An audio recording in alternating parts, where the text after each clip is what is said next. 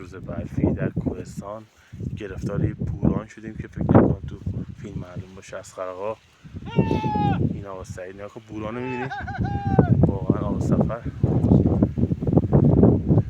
و آقا منوشه خیلی آقا محمود رئیس گروهمون هستش، واقعا از این جای آورد بی‌نظیر. بوران رو میبینید بچه ها، فقط نگاه کن بورانو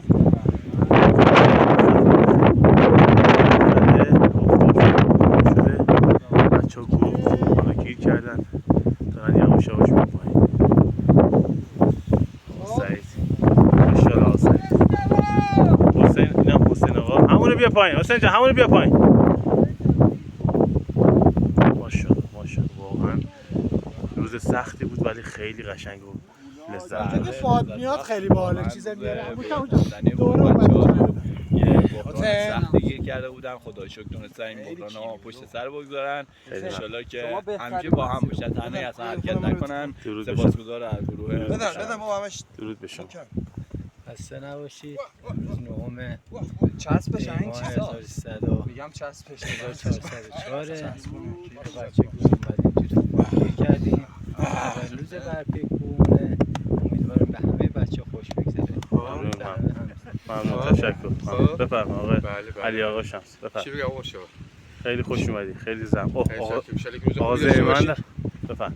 پربار امروز جای همه دوستان خالیه. همه که هم با مشتاق امروز خیلی حال کردیم.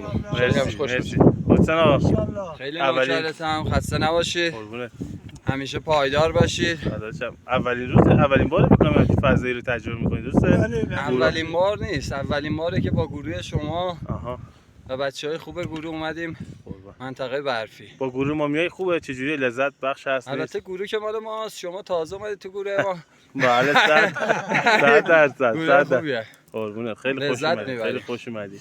با دوستانی که می‌بینیم عشق. بله. درود خدایان بر شما باد. آقا زحمت عزیز، آقا زحمت. درود خدایان بر شما. یه صلوات هم بفرستید. آقا زبر مدیر رسانه، خوشحال هستیم که دوست همتون شما داریم. قربونت. چیه مثلا قدم قدم با شما میایم بالا. نیافتی. قربونت. دوربین تو دوربین. بله بقیه بچه‌ام دارن میان که اونا حالا ان شاءالله با هم دیگه صحبت